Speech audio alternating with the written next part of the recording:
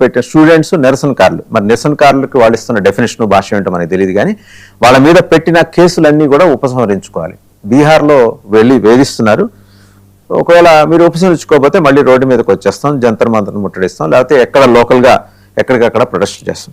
కేంద్ర ప్రభుత్వం కూడా ఏంటంటే హామీ ఇచ్చింది. ఇన్ఫ్యాక్ట్ విద్యార్థుల మీద కేసులు ఉపసంహరిస్తాం, అంటే శాంతియుతంగా ప్రొటెస్ట్ చేయడానికి వాళ్ళు నిజాయితీగా ఢిల్లీ వచ్చి ఆందోళనలో పాల్గొనడానికి వచ్చిన వాళ్ళ మీద ఎలాంటి కేసులు ఉన్నా సరే ఉపసంహరిస్తామని చెప్పేసి అక్రాస్ ద కంట్రీ ఎక్కడ ఆందోళన జరిగితే అక్కడ. కానీ నిరసనకారుల ముసుగులో వచ్చిన అసాంఘిక శక్తులకు సంబంధించి మాత్రం కేంద్ర ప్రభుత్వం ఏం మాట్లాడాలి. అది యాజ్ పర్ లా పోతుంది. ఇప్పుడు ఢిల్లీలో జైపూర్ డైలాగ్స్ చాలా ఫేమస్ డిజిటల్ ప్లాట్ఫామ్, ఆయన ఢిల్లీ హైకోర్టులో కేసు వేశారు. ఏంటంటే 26 కార్లు ధ్వంసం అయినాయి, అండ్ పార్లమెంటు వీధుల్లోనూ హైకోర్టు దగ్గర ఇవన్నీ ధ్వంసం అయినాయి. మరి ఆ కార్లు ధ్వంసం చేసిన వాళ్ళ దగ్గర నుంచి నష్టపరిహారం వసూలు చేయాలి. దాంట్లో తప్పేం లేదు. నిరసనకారులు వేరు, విద్యార్థులు వేరు. బహుశా ఈ రెండింటికి మధ్య తారతమ్యాన్ని, భేదాన్ని సీజేపీ గుర్తించినట్లేదు. వాళ్ళు సౌరవ్ దాస్ అని వాళ్ళ ప్రతినిధి కేంద్ర ప్రభుత్వానికి వార్నింగ్ ఇచ్చాడు, ఉపసంహరించుకోకపోతే మళ్ళీ ఆందోళన చేపడతామని. ఈ అంశానికి సంబంధించి బిగ్ డిబేట్ ఈరోజు మనతో పార్టిసిపేట్ చేస్తున్నారు పెకేటి ప్రసాద్ గారు, జియో పొలిటికల్ అఫైర్స్ ఎక్స్పర్ట్, అలాగే అంబాసిడర్ డాక్టర్ వినోద్ గారు, అండ్ సిపిఎం సీనియర్ నాయకులు మాజీ ఎమ్మెల్యే అబ్దుల్ గఫూర్ గారు, మరి కాసేపట్లో ప్రొఫెసర్ మురళీ మనోహర్ గారు, జియో పొలిటికల్ అఫైర్స్ ఎక్స్పర్ట్, వారు కూడా జాయిన్ అవుతారు. And to start with ambassador doctor Vinod గారు, ఈ ఆందోళనకి సంబంధించి మళ్ళీ అల్టిమేటం సౌరవ్ దాస్ నిన్న వాళ్ళ సీజేపీ ప్రతినిధి మాట్లాడుతూ ఇచ్చారు. అండ్ క్లియర్ కట్గా కేంద్ర ప్రభుత్వం ఒక హామీ ఇచ్చింది. కేంద్ర ప్రభుత్వం కూడా ఏంటి, ఇచ్చిన హామీని అమలు చేయాలి. ఫస్ట్ ఆఫ్ ఆల్ విద్యార్థుల మీద పెట్టిన కేసులు, విద్యార్థులు నిజాయితీగా అభ్యర్థులు, నీట్ అభ్యర్థులు, వాళ్ళ తల్లిదండ్రులు ఎవరైనా వస్తే వాళ్ళ మీద. బట్ ఆ ముసుగేసుకొని ఆందోళనకారులు ఢిల్లీ వీధుల్లో చొరబడి సృష్టించిన విధ్వంసానికి సంబంధించిన నమోదైన కేసులు ఉపసంహరించాలని కూడా సౌరవ్ దాస్ భావనలాగా కనిపిస్తుంది. సో ఇట్లాంటి వీళ్ళ విషయంలో మీరు నేను చూసింటారు, జైపూర్ డైలాగ్స్ డిజిటల్ ప్లాట్ఫామ్ చాలా ఫేమస్ యూట్యూబర్, ఆయన కేసు పెట్టారు. ఢిల్లీ హైకోర్టులో కేసు దాఖలు చేశారు. ఎట్టి పరిస్థితుల్లో ఆయన వదిలేయలేదు. ఈ నిరసనకి పిలిపించినప్పుడు సింపుల్లీ డిజోనింగ్, వాళ్ళెవరో మాకు తెలియదు, వాళ్ళు అక్కడి నుంచి వచ్చారు ఇక్కడి నుంచి వచ్చారు మాకు తెలియదు, మా సంబంధం లేదని. అలా కుదరదు. They have to owe the responsibility అనేది చాలా స్పష్టంగా చట్టంలో ఉంది. మరి వాళ్ళని కూడా విడిపించాలనేది సీజేపీ భావన ఉంటుందా, లేకపోతే విద్యార్థులను మాత్రమే విడిపించాలనేది, అదే ఎఫ్ఐఆర్లను ఉపసంహరించాలనేది సీజేపీ భావన ఉంటుందా sir? On our hello, am I audible? Yes sir, వినిపిస్తాను, చెప్పండి. ఇప్పుడు అదే మీరు అన్నట్టు నిరసనకారులు, విద్యార్థులు అంటే యాంటీ సోషల్ ఎలిమెంట్స్, ఇంకా వేరు వేరు కేటగరైజేషన్ ఏదైతే చేస్తున్నారో that is okay, that is different all together. But కేంద్ర ప్రభుత్వం ఇచ్చిన ఏదైతే హామీ ఉన్నదో గుడ్ ఫెయిత్ లో ఈవెన్ సోనం వాంగ్చుక్ కూడా రిటర్న్ స్టేట్మెంట్ కూడా ఇచ్చినట్టు మనం తెలుస్తున్నది. ఈ విద్యార్థులకు కూడా నిరసన మన ఉద్యమకారులకు కూడా ఈరోజు కేంద్ర ప్రభుత్వం రిటర్న్ వాట్ ఎవర్ అండర్స్టాండింగ్ అంతా ఇచ్చే ఆలోచన కూడా ఉన్నట్టు తెలుస్తున్నది.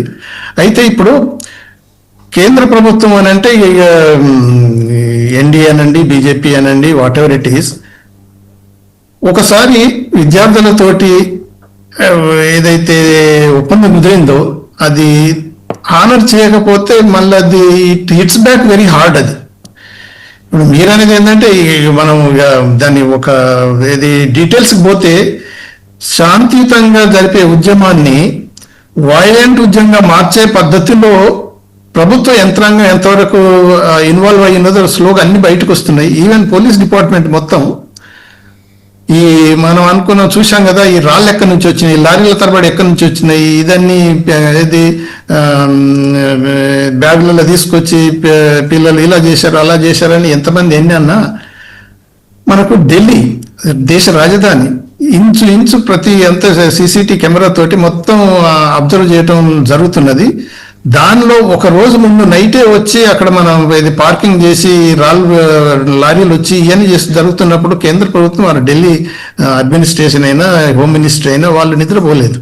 మీరు అనేది ఏంటంటే ఓకే, ఆ ప్రభుత్వం ఇచ్చింది, హామీ ఇచ్చింది, కానీ దాంట్లో వీళ్ళున్నారు వాళ్ళున్నారు అదంతా వదిలిపెట్టేయటం కాదు. ఇప్పుడు మనకి ఏది మీరే అన్నారు కదా, బీహార్లో మన పశ్చిమ బెంగాల్ అయ్యని కనుక చూసినట్టయితే అక్కడ ఎక్కడెక్కడెక్కడైతే ఏ స్టేట్లోనైతే బీజేపీ అధికారంలో ఉన్నదో అక్కడ ఏంటి అని అంటే కేంద్ర ప్రభుత్వం ఏదో విద్యార్థులకు లొంగిపోయింది, కానీ మేము తీసుకునే చర్యలు మాత్రం మేము తీసుకుంటూనే ఉంటాము అనేది వాళ్ళది ఒక అభిప్రాయంతో, వెంజన్స్ తోటి వీళ్ళు విద్యార్థుల మీద కేసులు పెట్టడం, ఎఫ్ఐఆర్లు రాయటం, బుక్ చేయటం అది జరుగుతున్నది అనేది చాలా వరకు తెలుస్తున్నది. సో అది మాత్రం కరెక్ట్ కాదు. అది ఎలా జరుగుతుంది, ఎందుకు జరుగుతుంది? ఇప్పుడు మళ్ళీ ఏమన్నారంటే ఏది మీరు ఇచ్చిన హామీ మీరు తప్పిపోతున్నారు కాబట్టి మేము మళ్ళీ తిరిగి జంతర్ మందరకు రాక తప్పదని అంటున్నారు. దాంట్లో తప్పు ఏం కనిపించట్లేదు. ప్రొవోకేటివ్ కొంతమంది అయితే చూస్తున్నాం కదా, మన బీజేపీ ఎంపీలైనా లేకపోతే ఆర్ఎస్ఎస్ కార్యకర్తలైనా వాళ్ళు ఇచ్చిన స్టేట్మెంట్లలో రెచ్చగొట్టే పద్ధతులు ఉన్నది. కానీ ఓకే, ఇది జరిగిపోయింది, మనం లెటర్స్ మూవ్ ఫార్వర్డ్, మనం విద్యా రంగాన్ని మనం అభివృద్ధి అంటే రిఫార్మ్ చేసుకొని మనం ముందుకెళ్దాము అనే పద్ధతిలో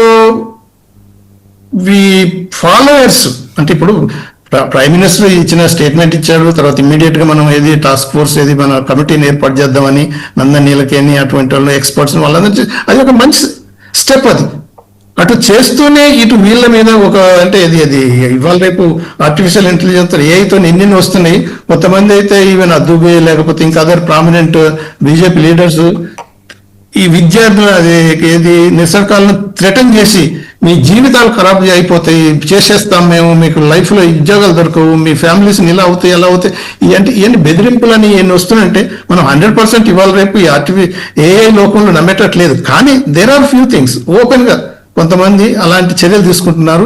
వేరు స్టేట్లలో కూడా ఇప్పుడు విద్యార్థుల మీద ఓకే మీరు అన్నారు కదా, అదే ముసుగులో యాంటీ సోషల్ ఎలిమెంట్స్ అన్ని వచ్చేసి ఏదో చేస్తున్నారు. ఇప్పుడు ఆ కారు పలగొట్టారు అనుకోండి, ఆ సీసీ ఫుటేజ్ తెలియదు ఎవరు చేస్తున్నారు అనేది విద్యార్థులు. ఇప్పుడు గౌరవ సౌరవదాస్ గారు ఏమంటారంటే ఆ ఆందోళనకి అటెండ్ అయిన అందరి మీద కేసులు ఉపసంహరించేసి నిరసనకాలని ప్రశాంతంగా వాళ్ళ నిరసనలు వాళ్ళు విచ్చలవిడిగా చేసుకోవడానికి అనుమతించాలనేది వారి భావనలాగా అనిపిస్తుంది. స్టూడెంట్స్ వేరు, నేను చాలా ప్రయారిటీతో చెప్తున్నాను సార్, స్టూడెంట్స్ వేరు, అభ్యర్థులు వేరు, వారి తల్లిదండ్రులు వేరు, వారిని వీళ్ళతో కలిపి చూడటం భావ్యం కాదు. కేంద్ర ప్రభుత్వానికి ఆ పాటి విజ్ఞత లేకపోతే కేంద్ర ప్రభుత్వం మూల్యం చెల్లించుకోవాల్సి ఉంటుంది, అందులో డౌట్ ఏం లేదు. బట్ నిరసనకాలను ఎలా వదిలేస్తారు? సంజయ్ దీక్షిత్ ఇప్పుడు ఆయన జైపూర్ డైలాగ్ సంజయ్ దీక్షిత్ ఏంటంటున్నాడు, I will not allow any protester అలా వదిలేసేయడానికి, రోడ్డు మీద వదిలేయడానికి నేను ఎట్టి పరిస్థితుల్లో ప్రతి ఎఫ్ఐఆర్ దానికి సంబంధించిన ఒకవేళ విత్డ్రా చేసుకుంటామంటే దాన్ని నేను హైకోర్టులో ఛాలెంజ్ చేస్తానంటున్నారు ఆయన. సరే హైకోర్టులో ఛాలెంజ్ చేయండి, సుప్రీంకోర్టులో ఛాలెంజ్ చేయండి. ఇప్పుడు మన ఆర్ఎస్ఎస్ ఇప్పుడు నా directly let me tell you, RSS organisation ఉన్న పద్ధతి ప్రకారం కనుక పోతే దేశం ముక్కలైపోతుంది. మళ్ళీ ఈ ఎజిటేషన్ ఒక తర్వాత ఒకటి వచ్చేస్తే ఇప్పుడు E20 ఆల్రెడీ తయారవుతున్నది. ఇప్పుడు ఆటోక్రాటిక్ రూల్లో పోయి నా ఇష్టం వచ్చింది నేను చేస్తాను అనే పద్ధతులు మాత్రం ఉండకూడదు. ఇప్పటికైనా రిలీజ్ కావాలి. ఇప్పుడు మనం ఏమైనా కంపేర్ చేస్తే బంగ్లాదేశ్, నేపాల్, శ్రీలంకలో ఎటువంటి కంపారిజన్ అది ఓకే, కంపారిజన్ పక్క పెట్టినా కానీ ఎందుకు పక్కన పెట్టాలి సార్? ఉన్నప్పుడు ఒక సీనియర్ దౌత్యవేత్త ఇక్కడ కూర్చున్న మా అందరికన్నా మీకు ఎక్కువ నాలెడ్జ్ ఉంది, ఎందుకు పక్కన పెట్టాలో చెప్పండి. బంగ్లాదేశ్ ని ఎందుకు కంపేర్ చేయాలి, ఎందుకు అలాంటి భావాలని చొప్పించాలి, దాన్ని ఎందుకు ఎలా చేస్తారు మీరు? వాసు గారు ఇప్పుడు we are not alone in the world, మన చుట్టుపక్కల ఇలా జరుగుతున్నాయి, అటువంటి పరిస్థితి రాకూడదని విద్యార్థులు కూడా అంటున్నారు. ఇప్పుడు వైస్ పీపుల్ అయినా పేరెంట్స్ అయినా ఎవరైనా మనకు అటువంటి పరిస్థితి రాకూడదనే, ఇటువంటి అక్రమాలు జరగకుండా ఉన్నట్లనే శాంతియుతంగా నేపాల్ ఇన్ ఢిల్లీ అనే దాన్ని మీరు ఎలా చేస్తారా? ఒక సీనియర్ దౌత్యవేత్తగా, నేను మిమ్మల్ని కాంగ్రెస్ నాయకులుగా అడగట్లేదు, ఒక సీనియర్ దౌత్యవేత్తగా మీరు ఎలా చేస్తారా? మళ్ళీ అడగండి ఏమన్నారు? Repeat Nepal in Delhi. ఇప్పుడు అదే అలాంటి నినాదాలని, అలాంటి రెచ్చగొట్టే వ్యాఖ్యల్ని మీరు ఎలా చేస్తారా? లేదు, అది మనకు ఒక లెసన్, అది లెర్న్ లెసన్స్. ఎక్కడ చిన్న మీరు వినకపోతే ఇక్కడ నేపాల్ రిపీట్ అవుతుందని వాన్ చేయడాన్ని మీరు ఎలా చేస్తారా? వాళ్ళని అసాంఘిక శక్తులుగా కాకుండా శాంతియుత ప్రదర్శన చేస్తున్న గాంధీవాదులుగా మీరు చూస్తారా? మీరనేది అలా అవుతున్నది, అలా చేస్తామని కనుక ఎవరన్నా అన్నారు అనుకోండి, అది తప్పు. అలా కాదు, అటువంటి పరిస్థితులకు మనం పోకూడదు అని మనం ముందు చూపుతోటి ఇవన్నీ నివారణ చర్యలు తీసుకోవాలంటాం తప్ప దాంట్లో ఆ విషయంలో కేంద్ర ప్రభుత్వం మిజరబుల్ గా ఫెయిల్ అయింది. జన్ జీని అర్థం చేసుకోవట్లో కేంద్ర ప్రభుత్వం మిజరబుల్ గా ఫెయిల్ అయింది. కాంగ్రెసైజేషన్ ఆఫ్ బీజేపీ వల్ల వచ్చిన ఈ భావదారిద్ర్యం వల్ల వచ్చిన తలకాయ నొప్పిని ఇవాళ నెత్తికెత్తుకొని ప్రధానమంత్రి మోదీ ఊరేగుతున్నారు, అందులో డౌట్ ఏం లేదు. జన్ జీ భావనని అర్థం చేసుకోలేకపోయారు. ఇంతకు ముందు కంపారిజ్ చేయడానికి, ఇంతకు ముందు అలా అవి జరగలేదు అవి జరగలేదంటే వినటానికి జనజీ సిద్ధంగా లేదు. వీళ్ళేం కంపేర్ చేస్తున్నారు? యూరోపియన్ కంట్రీస్, వెస్టర్న్ కంట్రీస్ లో ఎలా జరుగుతోంది, అక్కడ జరుగుతున్న మాదిరి ఇక్కడ ఎందుకు జరగట్లేదని వీళ్ళు క్వశ్చన్ చేస్తున్నారు. చాలా హేతుబద్ధమైన సహజ సిద్ధమైన వాదన, దాంతో నేను పూర్తిగా ఏకీభవిస్తా. కానీ ఆ ముసుగులో మీరు గోతాల్లో రాళ్ళేసుకొచ్చి శుక్రవారం ప్రొటెస్టులు చేసే వాళ్ళందరినీ ఎలా చేస్తాన్ని మీరు ఎలా అనుమతిస్తారు?